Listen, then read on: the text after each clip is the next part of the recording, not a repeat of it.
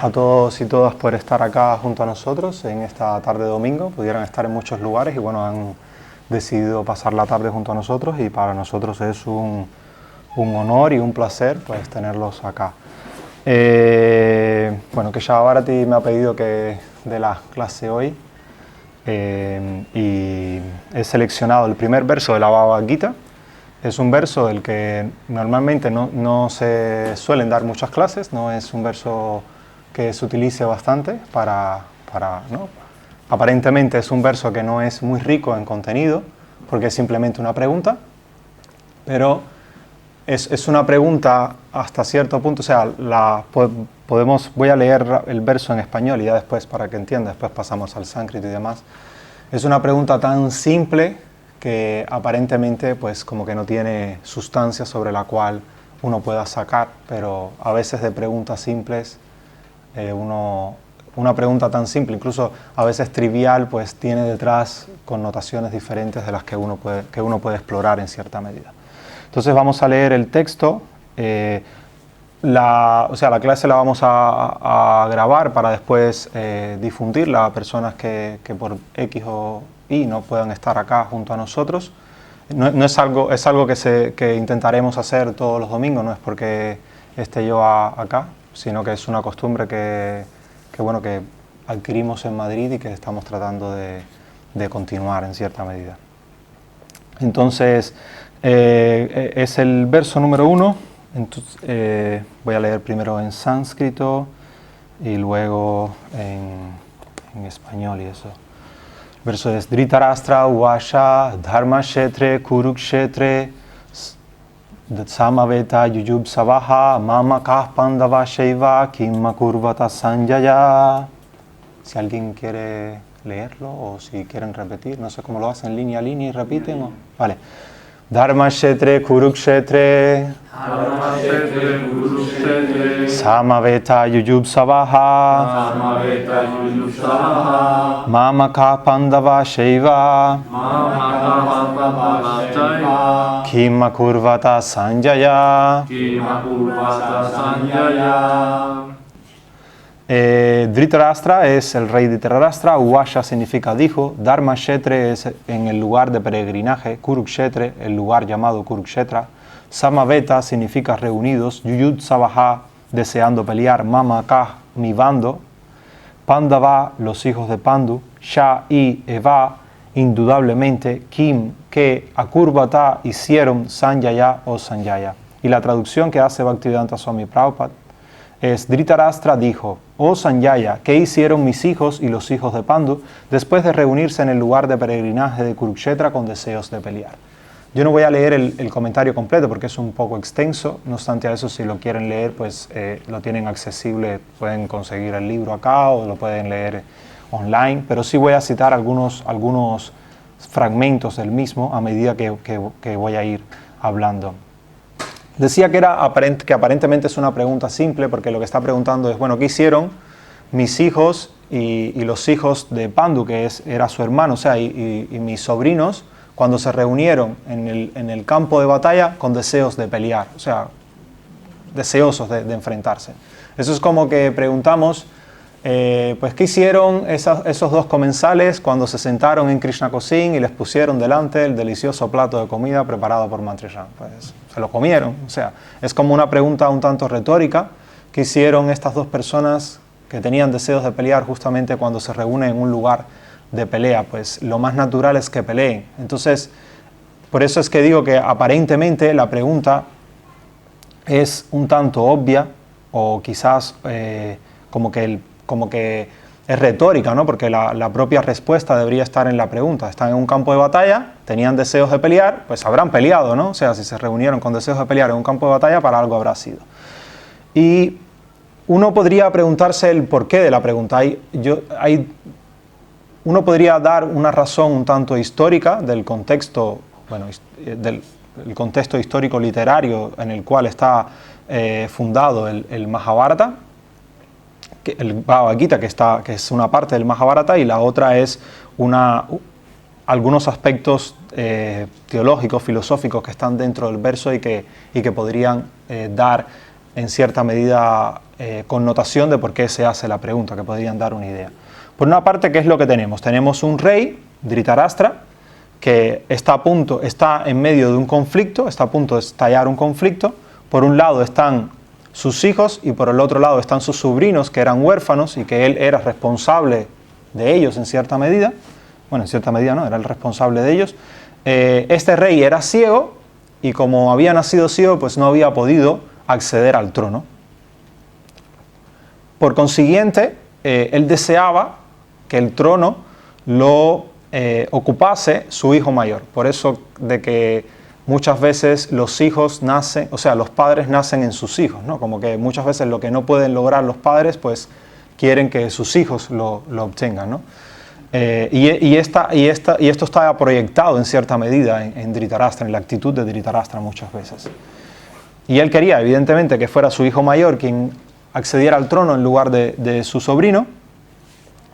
Y el apego hacia su hijo alimentó en cierta medida las discrepancias que habían entre ambos grupos de primos, ¿no? Entre sus hijos y los hijos de su hermano. En cierta medida se puede decir que si hubiese tenido un apropiado sentido de la justicia y no hubiese estado tan apegado a su hijo, la batalla podría haberse evitado, o sea, no hubiese llegado a ese desenlace. Y por otra parte, él no podía ver lo que ocurría en la batalla, no podía estar en el campo de batalla, porque no iba a ver de todas formas, estaba en su palacio, pero un gran sabio llamado Vyasa le había ofrecido a él que si quería podía internamente, digamos, entender, comprender o saber todo lo que estaba sucediendo en la batalla, ver la batalla internamente, como una televisión trascendental, por así decirlo, dice Prabhupada, o mística. Pero esta persona dijo que no, que eso podía ser demasiado fuerte, cruel o impactante para él, y él rechaza esta proposición. Y sin embargo, Vyasa le dice a la persona que era su secretario, o la persona que siempre la acompañaba, que a la vez era discípulo de este gran sabio Vyasa, que le da en cierta medida esa posibilidad de poder comprender todo lo que estaba ocurriendo en la batalla, incluso la mente, lo que estaba pasando por la mente de las personas que estaban enfrentándose, para que él le contara al rey lo que estaba sucediendo. Entonces por eso es que el rey le pregunta a su secretario Sanjaya, porque él podía ver lo que estaba ocurriendo, qué es lo que ha sucedido, qué es lo que está sucediendo. Por otra parte, lo extraño o lo que podría suscitar algo que no sucediera lo que uno normalmente se espera, o sea, que es lo que te esperas, que si estás en un lugar de pelea y se sentaron para pelear, pues se peleen.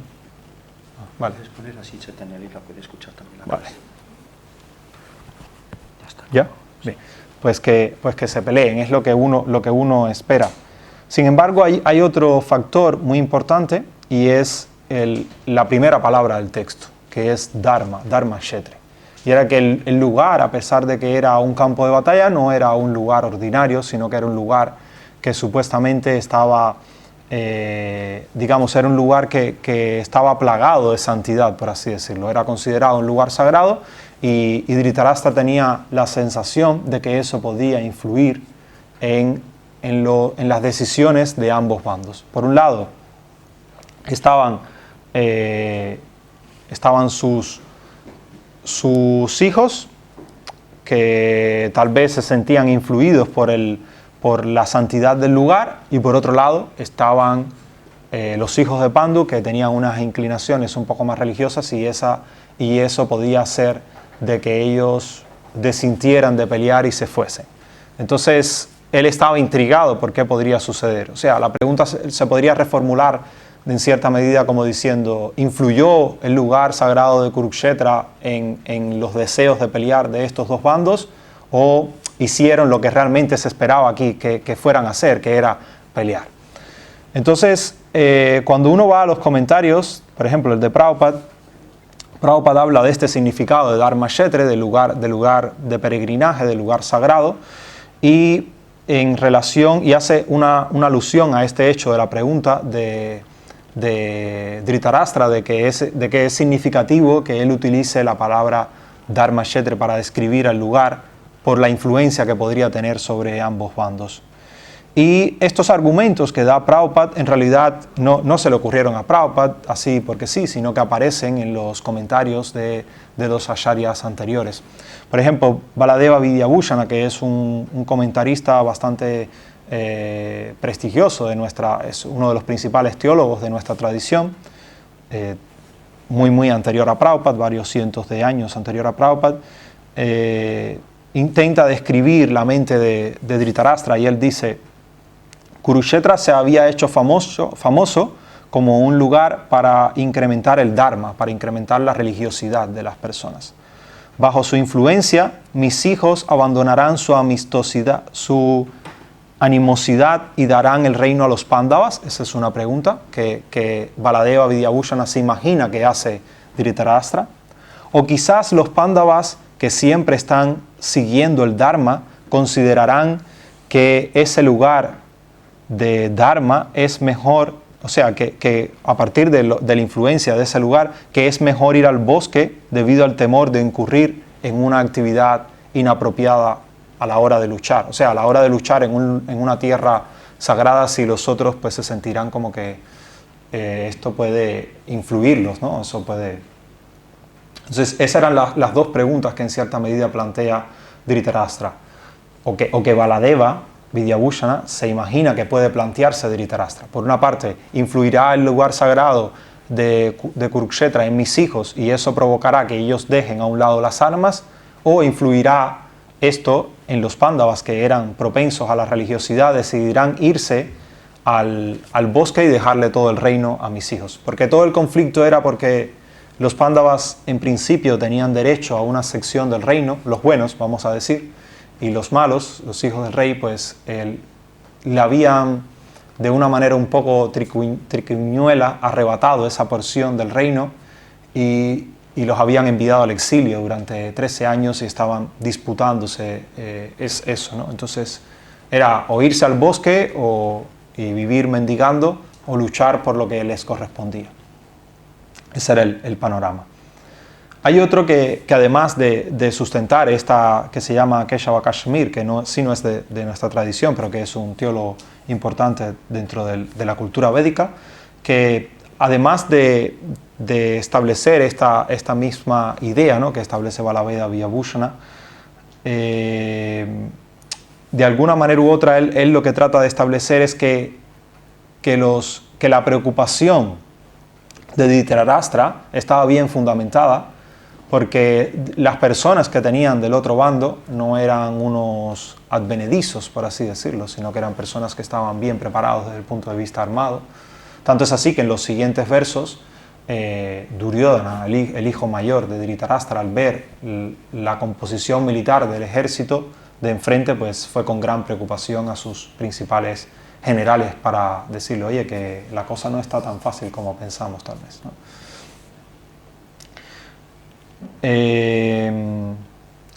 Y por otra parte, en cierta medida hay otro comentarista Vaishnava que se llama Vishwanatha Chakravarti Thakur, que además de estos dos, dice que externamente Dhritarashtra está demostrando que estará satisfecho con un tratado de paz de este tipo, pero por dentro siente una gran infelicidad, considera que si negocian una tregua, la presencia de los Pándavas seguirá siendo un impedimento para sus hijos. O sea, como si se lograba la paz, realmente en cierta medida su cometido no se cumplía, porque aún así los Pándavas seguían siendo como una sombra para el sueño de que su hijo lograse, ¿no?, la gobernación total, por así decirlo. Estos son elementos importantes. También para mí es significativo el hecho de que justamente el Gita comienza con esta palabra Dharma, y realmente el sentido del Gita, o uno de los sentidos del Gita es ese, es dar Dharma, es proveer a la sociedad, a la humanidad en general, un marco filosófico y teológico sobre el cual tratar de llevar una vida lo más cercana a la espiritualidad. Entonces, estos elementos yo quería relacionarlos con otro aspecto que sale a la luz en el verso, y es el apego. O sea, hasta ahora ha sido más bien una explicación más bien técnica del verso y cómo lo ven diferentes acharyas de nuestra tradición, ¿no? Como diferentes de nuestra propia tradición Vaishnava, pero me gustaría también explorar un aspecto que creo que no es menor dentro de la vida en general, que son los apegos. Por una parte, en el verso se manifiesta el apego de Dhritarashtra, y se manifiesta también a través de toda la obra del Mahabharata, pero en el verso sale a la luz cuando él hace una distinción lingüística a la hora de tratar a sus hijos y a los Pándavas. Él utiliza mamaka, los míos, para referirse a sus hijos, y utiliza Pandava Shaiva, o sea, los hijos de Pandu, para referirse a los otros, ¿no? O sea, él no consideraba como suyos, al menos en ese momento, a los hijos de Pandu, a pesar de que por el hecho de su padre haber abandonado el cuerpo a una muy temprana edad, en rigor, debían ser criados y educados los dos como si fuesen hermanos, o sea, como debería tratarlos a todos como suyos, no solamente a sus hijos, ¿no? No debía prevalecer un sentido de superioridad de uno sobre los otros. Y realmente el apego, en este caso, ciega a Dhritarashtra. Lo ciega a tal punto de que él no es capaz de ver, no solamente que no pueda ver con los ojos, sino que le provoca una ceguera incluso interna, ¿no? A la hora de evaluar y ver la realidad. A veces, muchas veces uno se preocupa por el apego y se preocupa por el desapego, porque uno tiene la sensación, o la sociedad nos transmite muchas veces, de que si uno se desapega, el corazón de uno pues se endurece y uno se vuelve como alguien como que no tiene sentimientos, ¿no? Como que no tiene, como que le da igual todo, no tiene ningún tipo de valores ni sentimientos. Y aunque en ocasiones hay personas que, en mi opinión, tal vez con un desapego a veces un poco artificial, puede que lleguen a ese extremo, yo no creo que ese sea el fruto del desapego en términos generales. Y de hecho, creo que en ocasiones es el fruto del apego. Porque cuando uno se apega a una persona en demasía, a veces el corazón se hace tan duro para ver a los demás, o sea, se hace tan blando con esa persona y tan duro hacia los demás, que puedes hacer actos que puedan ser totalmente nefastos hacia la sociedad en general, como es el caso de Dhritarashtra. Dhritarashtra tenía tanto apego a su hijo y que hacía todo lo que su hijo le era capaz de pedirle, que eso hizo que su corazón se volviese tan duro hacia los Pándavas y hacia la sociedad en general, que llega todo a un desenlace tan fuerte que hasta que no mueren todas las personas prácticamente que estaban en la batalla, y no pasa por unas situaciones totalmente duras para sí mismo, él no se da cuenta de que lo que hizo fue un error.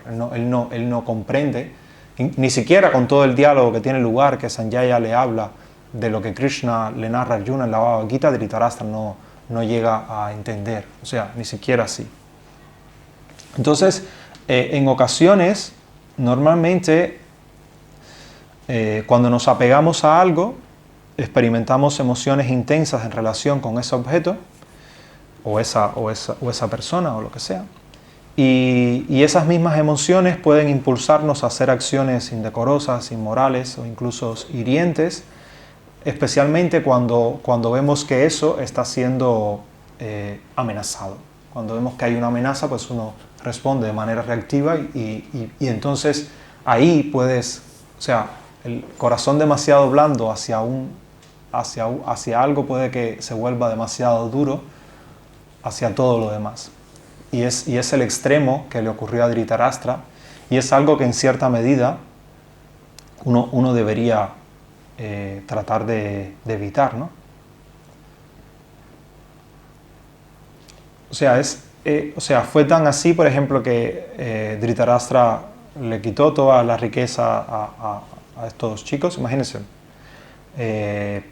trató de ofender a su mujer, los mandó 13 años al exilio, y a pesar de que él sufría por dentro de esa situación, aún así, y que sabía que era incorrecto, no podía dejar de hacerlo simplemente por ese apego tan fuerte que tenía hacia su propio hijo. Y es algo que desde el punto de vista, ¿no? A veces, por ejemplo, si uno va al propio Bhagavad Gita, en alguna ocasión, Arjuna le pregunta a Krishna, Krishna, ¿qué es aquello que impulsa a hacer hacer cosas incluso aunque uno no quiera hacerlas?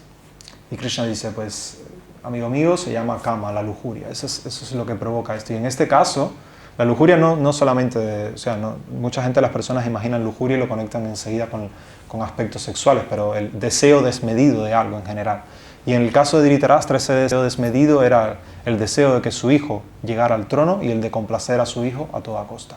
Y eso le provocó la muerte de su hijo prematuramente y la de muchos soldados que estaban ahí y la destrucción del reino en cierta medida. Entonces, el apego en ocasiones puede hacer que nuestro corazón se vuelva escandalosamente duro y no justamente el desapego. Si Dhritarashtra hubiese tenido un poco de desapego y ecuanimidad, hubiese podido actuar de manera un poco más apropiada.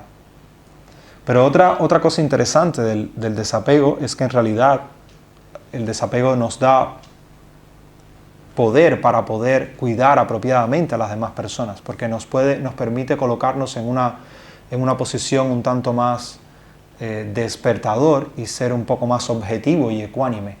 O sea, cuando uno está excesivamente apegado a algo, uno no es muy objetivo a la hora de tratar con cosas relacionadas con ese algo. Necesita desapegarse un poco de la situación, verla como un despertador para poder realmente encararla de manera objetiva y tomar decisiones apropiadas. Entonces, en cierta medida, todos tenemos en ocasiones actitudes o ciertas cosas a las que estamos muy apegados, todos. O sea, yo creo que muy pocos son personas que puedan decir, no, yo estoy desapegado de todo. Siempre tenemos, hay una historia, bueno, ahora no recuerdo completa, pero era una persona que se iba desapegando de cosas y después terminaba pegada a la ropa o a alguna tontería a veces, ¿no? Hay una historia, por ejemplo, que esta sí aparece en el Srimad Bhagavatam, de una gran personalidad que se llamaba Bharata Maharaj. Este era un gran rey que tenía un gran reino y cuando él creyó que era la hora de simplemente dedicarse a la introspección y al desarrollo interior dedicarse a eso netamente y dejar a un lado la administración del reino, decide dejar todo el reino en manos de sus hijos e irse a un lugar en solitario a la práctica espiritual. Y comienza a hacer todo tipo de actividades espirituales y un día, haciendo este tipo de actividades, pues ve a una cierva que va a dar a luz a un cervatillo. Y justamente cuando estaba embarazada, ¿no? Estaba bebiendo agua y aparece, creo que un tigre, y se asusta la cierva y el cervatillo se cae y la cierva finalmente muere, presa del depredador. Y este gran, ahora sabio, que era rey, o gran asceta, ahora que era rey, se queda con el cervatillo y comienza a atender al cervatillo. Y lo que sucede es que el cervatillo se vuelve el centro de su vida. Y neglige, por así decirlo, la rutina que él estaba llevando. Es curioso, ¿no? Porque él tenía todo un reino al cual se desapegó completamente, pero no fue capaz de desapegarse a un cervatillo. O sea, no fue capaz no lo hizo al final de su vida. O sea, se narra como que estaba muriendo y miraba a la luna y decía, la luna es como la cara de mi cervatillo y ahora, ¿qué va a ser de ti, pequeño cervatillo? que desde el punto de vista humano está muy bien ocuparse de ¿no?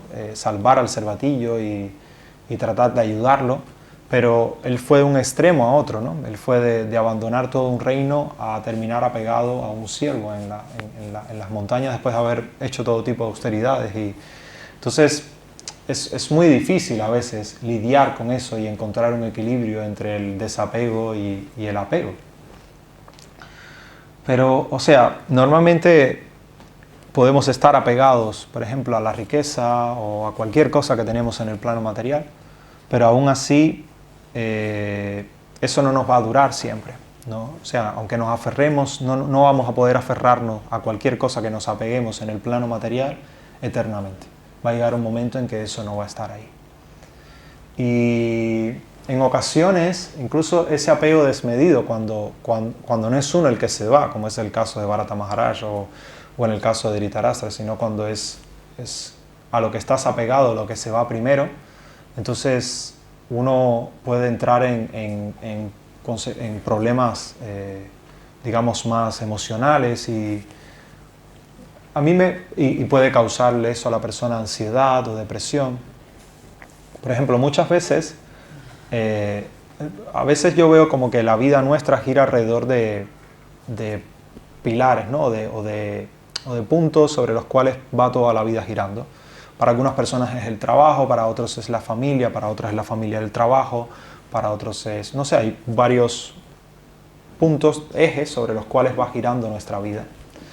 Y lo que sucede es que si estos ejes son todos temporales y materiales, como la mayoría de las veces ocurre, cuando uno de esos ejes se va, ¿no? Es como si tú estás dándole vuelta a algo con la mano y lo sueltas, ¿no? El punto sobre el cual estás girando, que es tu dedo, o sea, ya desaparece. Entonces lo que pasa que es pues, que por la ley de inercia, pues eso se va disparado y se estrella contra la pared.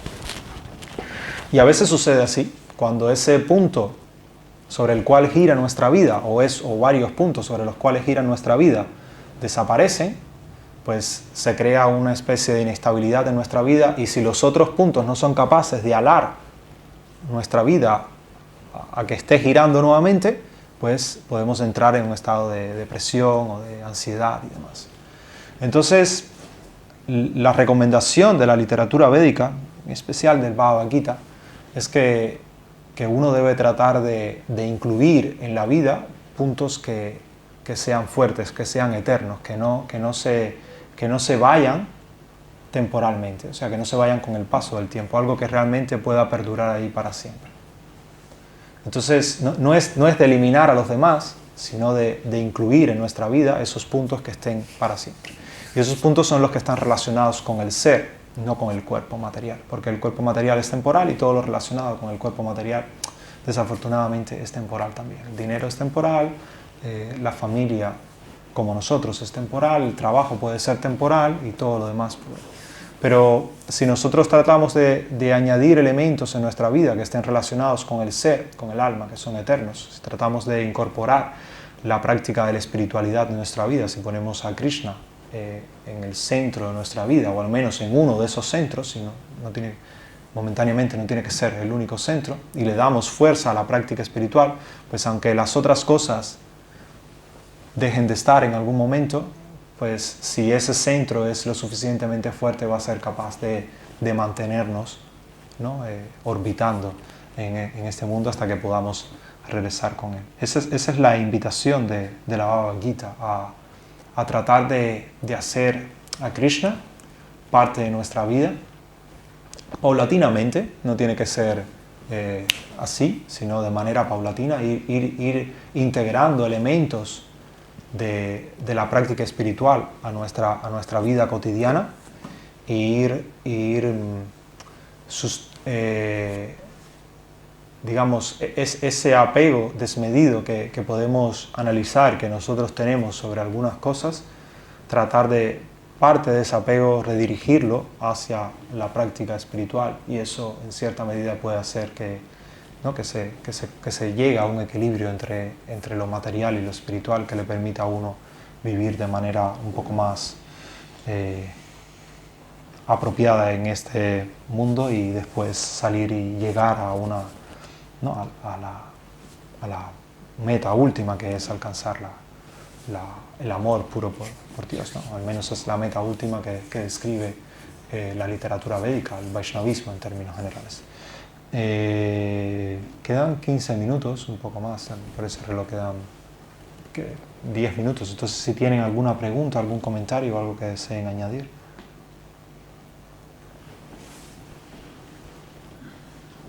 ¿Cuánto tiempo se data, en qué tiempo se data cuando esta escena de la batalla? ¿En qué tiempo se data? Sí, más o menos. Bueno, es ahí, si vamos a lo que dice la tradición, pues, a ver,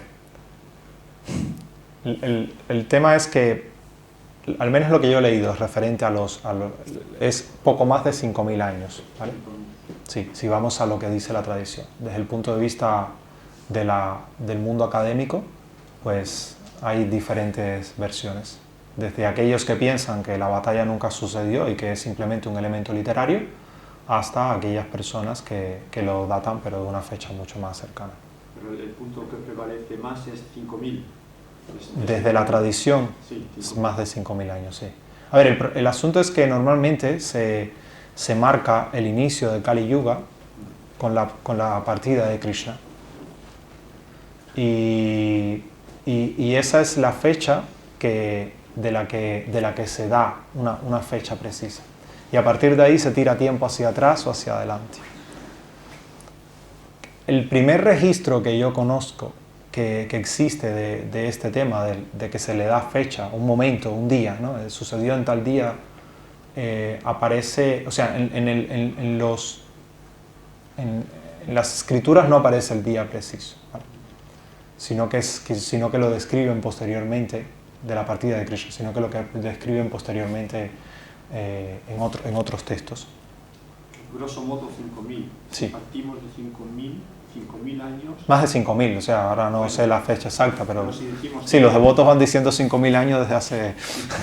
Pues unos años han pasado, al menos 5.050 hay. Pero si con 5.000 vale para lo que yo quería relevar, es que hace 5.000 años nos está reproduciendo, lo que nos has leído y nos has explicado hoy, está reproduciendo exactamente lo que sucede hoy día.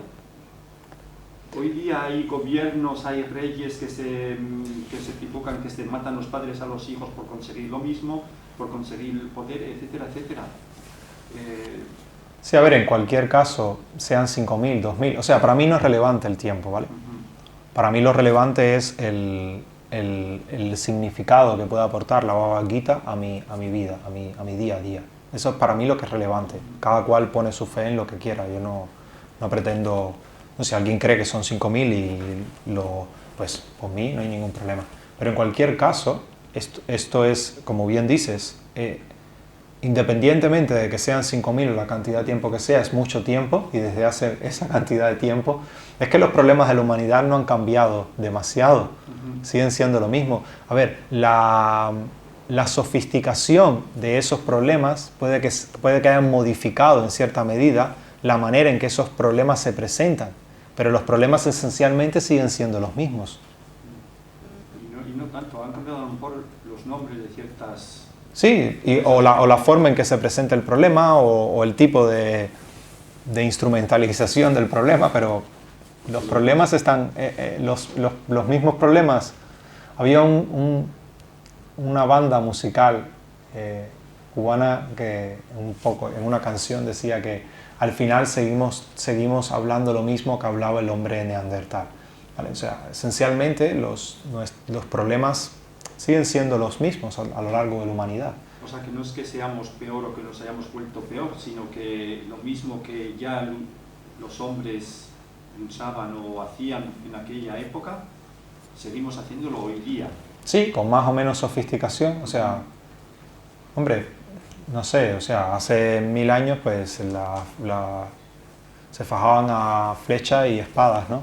Ahora es con bombas, pues, pero el problema es el mismo, la guerra, o sea, y muchas veces los motivos que hay detrás de la guerra, pues te pones a analizar y no es que sean los más ¿no? Normalmente hay nacionalismo, no sé, o sea, o obtener riquezas o explotación, no es que haya motivos suficientemente fuertes como para que la guerra tenga tu lugar. Es que te estaba escuchando y veía que sí, que las películas de hoy día relatan cosas así, que si escuchamos el telediario hay un país que hay un dictador que se ha erigido y que está intentando controlar a todos los otros, mismo si no tenía razón, mismo si ha pasado las votaciones y no tenía más votos, etc.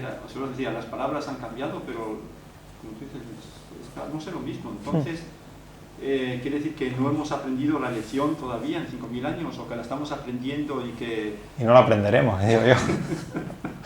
La aprenderán algunos, los que se interesen en aprenderlo, no sé.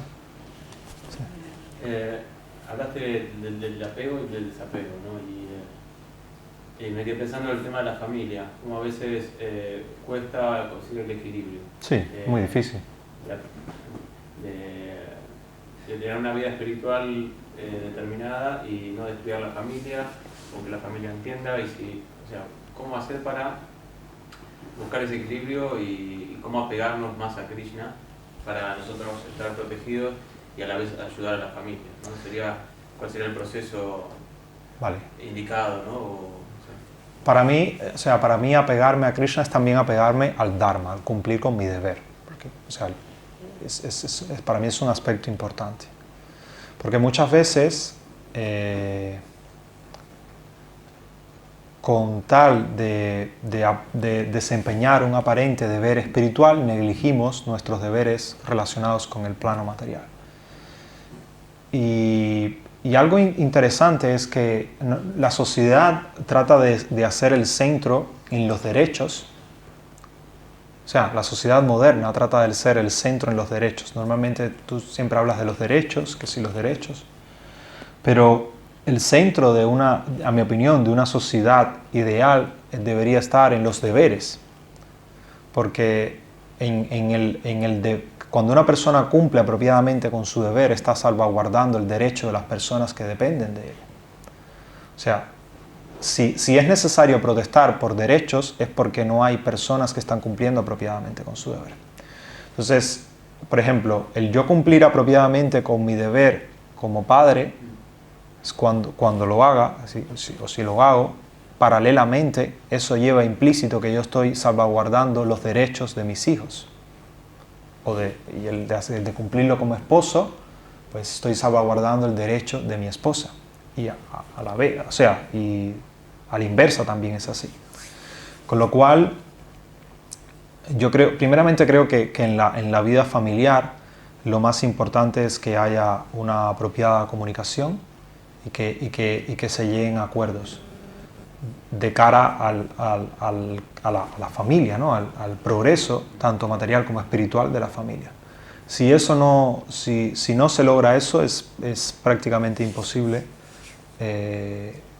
llegar a un equilibrio entre lo espiritual y lo material. O sea, si ambos no están de acuerdo referente a los temas, si ambos no ceden además, porque ese es el otro punto, ¿no? Muchas veces no se ponen de acuerdo porque una de las partes no es capaz de ceder, o ninguna de las partes es capaz de ceder. Cuando uno establece una relación, o sea, la ventaja de andar solo es que uno puede hacer lo que le da la gana, tanto a nivel personal, como a nivel institucional, como a nivel social. Pero una vez que tú entras en una sociedad, ya sea con otra persona, en el matrimonio, ya sea en la familia, con varias personas, o ya sea en la sociedad más grande, pues eso conlleva una serie de normas que tú debes cumplir para adaptarte apropiadamente a la sociedad y una serie de beneficios por estar en la sociedad. Entonces esas cosas deben estar en equilibrio. Que es difícil, sí, sin duda alguna, pero lo más importante es eso, que haya comunicación, que haya acuerdos y que ambos, por ejemplo en la pareja, para mí lo más importante es que la meta de cada uno de ellas sea ayudar al otro a que cumpla sus metas. O sea, que cada uno se preocupe y se ocupe de que el otro logre cumplir sus metas. Si eso no ocurre, si solamente es uno el que está tirando de las metas del otro, entonces va a llegar un momento en que va a haber frustración de una parte. Esa es la... O sea, yo no creo que la solución sea dejar el aspecto material y dedicarse a la vida espiritual. Eso ha probado ser un fracaso en términos generales, en nuestra institución, sobre todo. Tampoco creo que la solución sea abandonar toda la práctica espiritual por dedicarse a los aspectos materiales, porque eso desde el punto de vista personal va contra el propio bienestar de la persona y de la familia, sino que es llegar a equilibrios, a acuerdos, donde, ¿no? Y si una parte no quiere participar de una determinada práctica espiritual, pues no pasa nada, o sea, debe haber un respeto, pero también uno debe respetar a la otra persona en qué cosas quiere y no quiere participar. Entonces, esa comunicación y ese equilibrio es imprescindible para uno, ¿no? Para que la relación vaya bien, si no, no es posible. Pero para mí la solución nunca va a pasar por, al menos en mi caso personal, por ejemplo, por dejar a la otra persona y para dedicarte a una práctica espiritual, ¿no? O sea, tú elegiste un determinado camino cuando estableciste un vínculo con una persona, máxime si hay hijos por en medio, pues ese compromiso es aún mayor y uno debe cumplir ese compromiso hasta el final, si no, pues haberlo pensado mejor. Esa es mi perspectiva, ¿no? No sé si responde a... Sí. Estaba pensando el caso, bueno, y justamente es de la misma tradición, pero que encontraron una vez unos escritos, porque la tradición budista fue, al menos en Oriente, fue la primera que instauró el estilo de vida monástico. Y había opción tanto para hombres como para mujeres. Uh-huh. Entonces encontraron una vez unos escritos no sé si se sabía mucho, pero que era una mística budista. Y ella, cuando entró en contacto porque los budistas eran bastante itinerantes, cuando entró en contacto con los budistas tuvo una gran atracción, era algo sincero, y abandonó a su esposo, abandonó a sus hijos, pero era un sentimiento puro, no era con una idea de negligir o no era con una idea de querer, para evitar esta situación la disfrazo de espiritualidad, sino que se sintió demasiado atraída y desdeñó lo otro. Si mal no recuerdo, en el 11 canto del Bhagavatam creo que también se habla algo así, pero no sé la cita correcta. ¿Tú qué opinas a nivel personal de eso? Si una persona tiene una... Buda, el mismo caso de Buda fue lo mismo. Tenía Chaitanya también. Si una persona tiene ese arranque, que no estoy diciendo que sea la mayoría, ¿no? Por eso son grandes místicos, tiene ese arranque espiritual, tú a nivel personal, ¿cómo lo ves? A nivel personal. O sea, es que cada persona es, no sé, es diferente, ¿no? Uh-huh. Yo a nivel personal no lo haría, Uh-huh. nunca. Bueno, uno nunca puede tirar para arriba, pero espero no hacerlo nunca, ¿no? Uh-huh. Porque siento que es un deber importante o sea, prácticamente el deber más, a día de hoy para mí, el deber más importante en el plano material es cuidar a mi familia. Eso para mí es, Uh-huh. o sea, está por encima de cualquier otro deber institucional, social, lo que sea, ¿no? Uh-huh. Pero bueno, si una persona siente que es lo que tiene que hacer, o sea, si lo hacen por otras cosas, pues si alguien lo quiere hacer por su práctica espiritual, pues si quiere hacerlo, pues que lo haga, pero para mí, o sea, eso tiene consecuencias desde el punto de vista ético-moral, que uno crea que desde el punto que las consecuencias ético-morales están por debajo de las religiosas y pueden borrarlo. O sea, que las religiosas están por encima y pueden borrar pues eso es la creencia de la persona, pero las consecuencias están ahí, o sea, quizás tú no las veas directamente o no, ya depende de la fe de cada cual, pero de que están, o sea, estás dejando una... También es algo que se puede negociar, no lo sé. Si se puede negociar, pues se intenta negociar, pero eso de irte y que la otra persona se quede con los churumbeles, pues yo no, para mí, yo no lo veo apropiado, bajo ningún... O sea, para lo que sea no lo veo apropiado. Pues qué suerte. A mí me ha pasado. Bueno, justo, o sea, justo eso. supongo que hay muchas personas que sí, que en la sociedad moderna pasa por cualquier cosa, ¿no? A veces pasa por cosas muy disímiles, entonces, pero esa es mi visión, porque siento de que si lo haría así, lo estaría haciendo, porque para mí es algo egoísta. O sea, al hacerlo para mí es algo egoísta, es pensar más en el bienestar tuyo que en el de las personas que dependen de ti. Para mí el quedarte, o sea, para mí no hay mayor sacrificio que el cumplir con tu deber, porque el cumplir con tu deber te obliga en ocasiones a hacer cosas que a ti no te gusta hacer. Entonces, para mí el dharma, el deber, está por encima de la autosatisfacción, incluso cuando es desde el punto de vista espiritual. Pero bueno, o sea, nuevamente, ya eso depende de cada cual. Yo no soy yo quien tiene que juzgar lo que una persona tiene que hacer o no, o lo que es correcto hacer o no. Si una persona siente que es correcto, pues que haga lo que piense y ya el destino y Krishna se encargarán de poner las cosas en su sitio. Y también en este aspecto también va que vale, a lo mejor uno se siente de repente invadido de una sensación de querer desarrollar este lado místico y decir, no, abandeno todo, yo solo voy a esto, pero quizás eso no sea la autenticidad de la profundidad del ser que abandona eso. Me hace gracia porque te lo comentaba hace poquito, ¿no?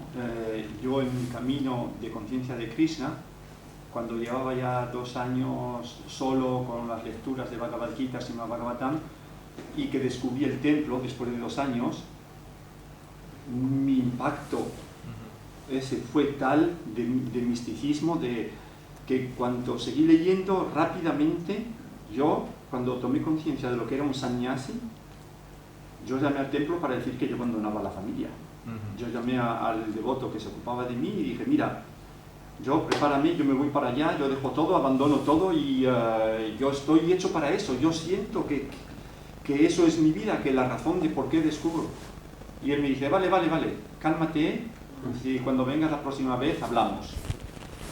Y yo estaba ya hablando, vamos a hablar y ya me va a arreglar todo y ya, mismo incluso pensando que ellos iban a ayudarme para que la familia pues pudiera seguir viviendo normalmente.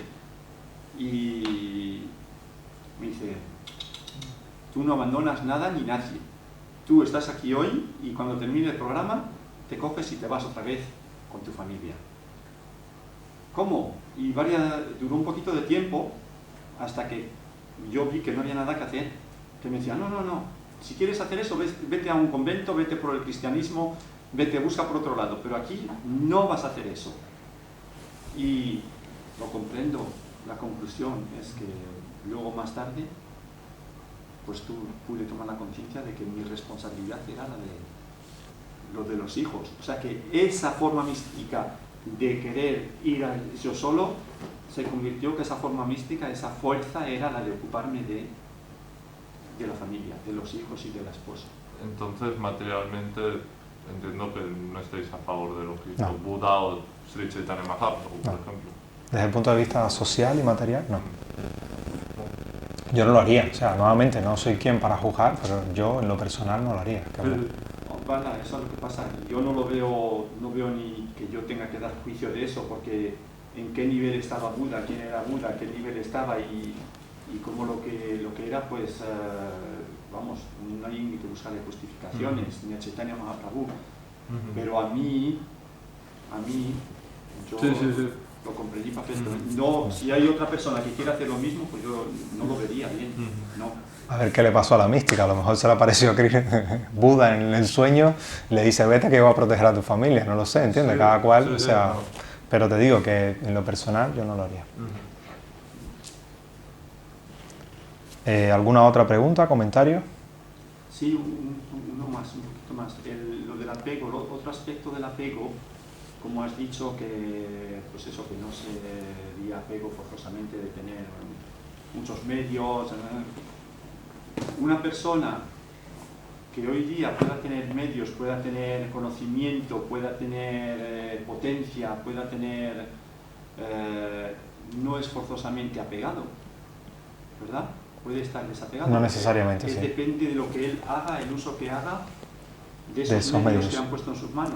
Sí, a mí algo curioso es que Sí, o sea, el desapego para mí no está en no tener nada, sino en que cuando tú no tengas lo que normalmente tienes, no te afecte desde el punto de vista emocional. Por ejemplo, en el Bhagavad Gita, en el capítulo 2, Krishna habla de que como mismo pasan las temporadas de invierno y verano, asimismo viene la felicidad y la aflicción, y que la persona sensata, pues eso no le afecta. Y para mí el desapego va por ahí, por esa línea, ¿no? De que uno, y Prabhupada, por ejemplo, en el comentario de ese verso dice que el yogi, o no, en India la mujer, pues a pesar de que hace calor, pues sigue cocinando, y a pesar de que hace frío, el yogi se sigue bañando por las mañanas en el río, ¿no? Entonces es el cumplimiento del deber a pesar de que las condiciones no sean las que más nos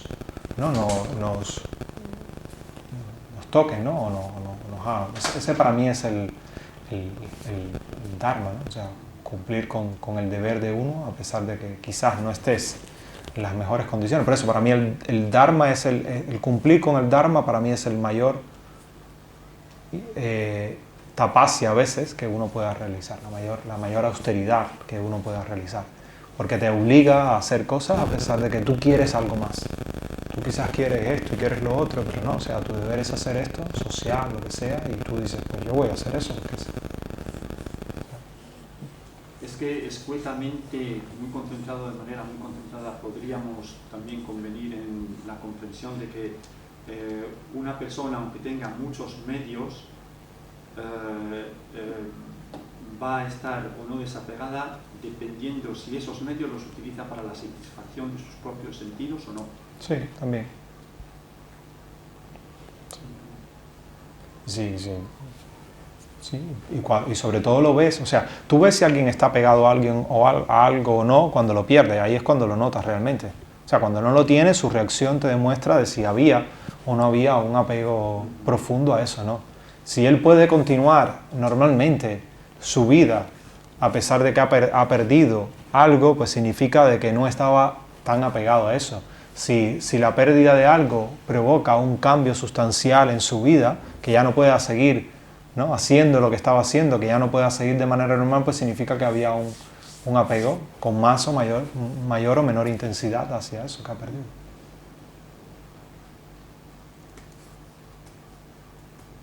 Entonces, o sea, antes es muy difícil saberlo, externamente es muy difícil saber si alguien está pegado a algo o no. O sea, eso no lo puedes a priori conocer, tienes que esperar a que suceda algo y entonces a posteriori puedes ver, hombre, pues aparentemente no estabas apegado, pero parece que sí.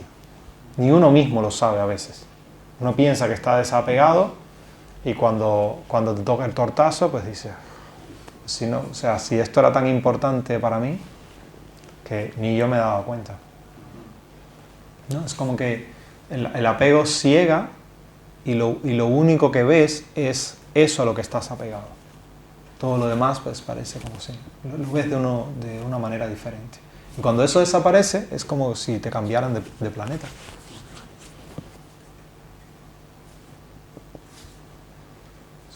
Paramos acá.